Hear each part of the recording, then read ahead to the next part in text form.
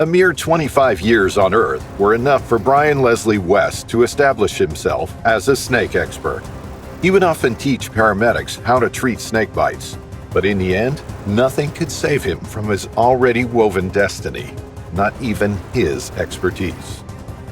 Hit like and subscribe. This is Fierce. Reptiles fascinated Brian West in a way that went beyond a simple hobby to become an integral part of who he was as a person. Brian's natural curiosity led him down a path of exploration and discovery from an early age.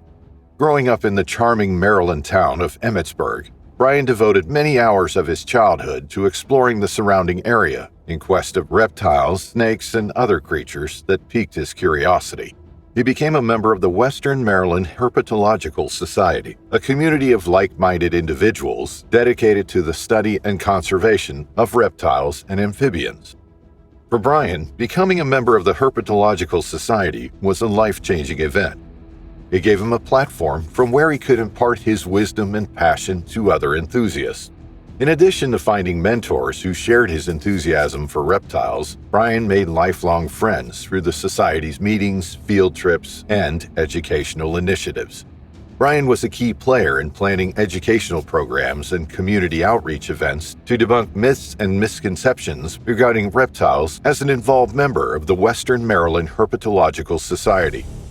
On May 29, 1992, tragedy struck when Brian Leslie West, the iconic 25-year-old snake enthusiast from Emmitsburg, Maryland, met his untimely demise. Renowned for his expertise in treating snake bites and other snake-related issues, Brian jumped headfirst into helping an Indian cobra deliver her eggs.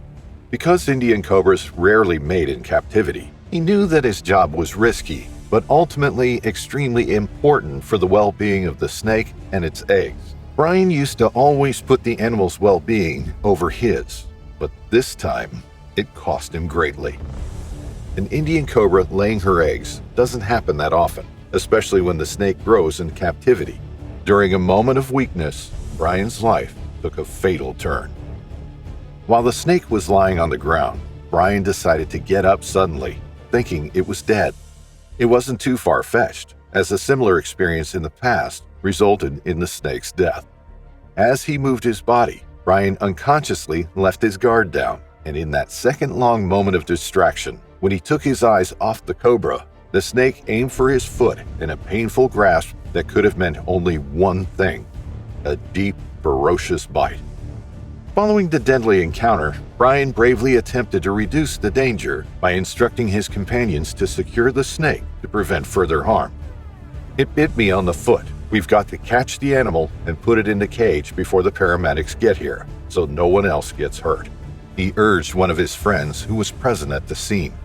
In the few seconds that followed the bite, struggling to grasp at what had happened to him, West remembered he had a vial of venom in his pocket from a similar incident a few months prior. However, the clock was ticking, and the possibility of him getting an intravenous transfusion then and there was dimming by the second. With the amount of venom he got, he didn't have a chance. He was concerned for the animal. That's the way he's always been with them.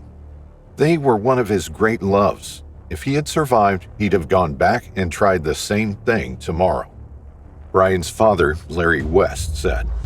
Though Brian and his loved ones rushed to his aid, only 5 minutes after the bite, Brian passed away from cardiac arrest, leaving a devastated community and a legacy of love and devotion to his beloved reptiles behind. Brian had always found snakes fascinating and never considered them to be scary animals, only marvelous beings that needed to be understood and respected. His unique business involved giving demonstrations on snakebite treatments, where his knowledge and expertise proved invaluable in saving lives many, many times. Despite the risks involved, Brian approached his work with joy and enthusiasm, eager to share his fascination with others. Those who knew him were profoundly impacted by his teachings, which sparked respect and admiration for his bravery and commitment.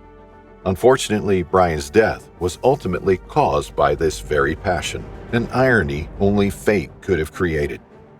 Among the most deadly snakes on the planet, the king Indian cobra struck during a moment of unwary weakness, killing its unsuspecting victim. The Indian cobra is a large, highly venomous snake and is a member of the Big Four species that inflict the most snake bites on humans in India alone. In Indian mythology and culture, the Indian cobra is highly esteemed and is frequently observed alongside snake charmers. Throughout their range, these snakes exhibit a great deal of variation in color and pattern. However, they're easily recognized by their comparatively large and impressive hood, which they expand in the event of a threat. The venom of the Indian cobra paralyzes muscles and, in cases of severe bites, causes cardiac arrest or respiratory failure by acting on the synaptic gaps in the nerves. Indian cobras hiss and stand tall, extending their hoods and assuming an upright posture when they feel threatened. Cobras are unable to retract their fangs, unlike vipers, and their bite can be deadly if proper medical treatment is not sought immediately. As he talked about Brian's steadfast commitment to his snakes, his father, Larry West, emphasized his son's compassionate disposition and strong bond with the animals he looked after. Beyond his premature passing, Brian left behind a well-established legacy of commitment to his beloved snakes, despite his young age. Since his early childhood, Brian had aimed to comprehend and value the intricacy and beauty of the natural world, and he had found comfort and companionship in the company of reptiles. What had been a hobby turned into a vocation driven by conviction and purpose, thanks to Brian's ability to demystify these frequently feared creatures. For Stephanie Brennan, Brian's widow, the journey towards healing was the most difficult thing she had ever done. She turned to the memories they had made over their years together for comfort as she struggled with the pain of loss. As time went on and the pain of losing her husband started to fade, Stephanie was forced to consider living through her husband's passing during a television show that examined his life and legacy. Honoring his wishes to ensure their continued care and protection, Brian's collection of over 50 exotic snakes, which included Burmese pythons, asps, and rattlesnakes, was carefully preserved and placed in zoos and other collections. In the years that followed, people who knew Brian and his fervent efforts to end the stigma associated with snakes remain imprinted in their hearts. Even though his tale is tragic, it highlights the close bond between nature and humans, as well as the human need to appear unstoppable to predators. As Brian had declared prior to his deadly assault, "I have never been bitten. They're great things. People are much too afraid of them,